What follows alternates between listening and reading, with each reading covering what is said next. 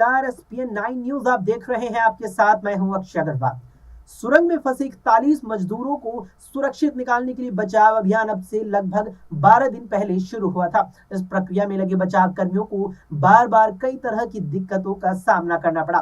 शुरुआत में बचाव दल ने हॉरिजॉन्टल खुदाई की ताकि सीधे रास्ते से सुरंग में फंसे मजदूरों तक पहुंचा जा सके, लेकिन इस प्रक्रिया में तमाम दिक्कतों का सामना करना पड़ा। मसलन मलबे में सरिये और मिश्रित धातु से टकराने की वजह से ऑगर मशीन को नुकसान पहुंचा और आखिरकार वो टूट गई, जिसके बाद उसे निकालने की दिशा में लंबा प्रयास किया गया। इसके बाद वर्टिकल खुदाई शुरू की गई, लेकिन इसके साथ ही हॉरिजॉन्टल खुदाई की प्रक्रिया में अंतिम 5 मीटर की खुदाई मैनुअली की गई।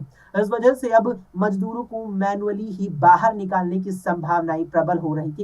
इस प्रक्रिया में हॉरिजॉन्टल खुदाई की प्रक्रिया को ऑगर मशीन के जरिए अंजाम दिया गया। इस मशीन के जरिए जमीन में खुदाई की जाती है। ऑगर मशीन को हिंदी में बर्मा मशीन या ड्रिलिंग मशीन भी कहा जाता है। जयपुर की जेबी इंडस्ट्रीज कई सालों से ऑगर मशीन बनाने का काम कर रही है। कंपनी के senior sales person Mukesh Kumawat ने बताया कि वे खुद उत्तराखंड में चल रहे रेस्क्यू ऑपरेशन पर बारीक नजर रख रहे हैं।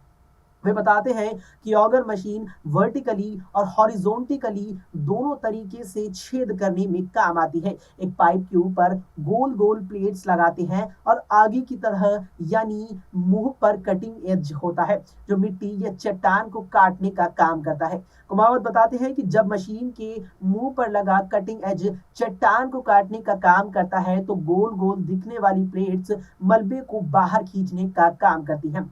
ड्रिल करने के लिए जो कटिंग एज लगता है उसे बनाने के लिए टंगस्टन कार्बाइड का इस्तेमाल किया जाता है, क्योंकि इससे सख्त सतह को काटना आसान हो जाता है। बता दें कि ऑगर मशीन में जीपीएस और इलेक्ट्रॉनिक ट्रैकिंग सिस्टम भी लगाया जाता है ताकि ऑपरेटर सटीक कोण पर किसी सतह में छेद कर पाए। फिलहाल टनल के अंदर से जो भी तस्वीरें सामने आ रही हैं उसमें टनल का सिलकियारा की तरफ खुलने वाला हिस्सा दिखाई दे रहा है। सिलकियारा से बड़कोट के बीच बनाई जा रही है ये टनल, जो 4 किलोमीटर से ज्यादा लंबी सुरंग जब दिवाली के दिन धसी तो उस वक्त 41 मजदूर सिलकियारा गेट से करीब 250 मीटर अंदर थे। अचानक उनके सामने करीब 70 मीटर का मलबा आ गिरा और वे उसी टनल में फंस गए। शुरू में मलबे को सामान्य तरीके से खुदाई कर बाहर निकाला जा रहा था, लेकिन ऐसा करने में ये डर था कि कहीं मलबे को बाहर निकालते वक्त ऊपर से और मलबा ना आ गिरे।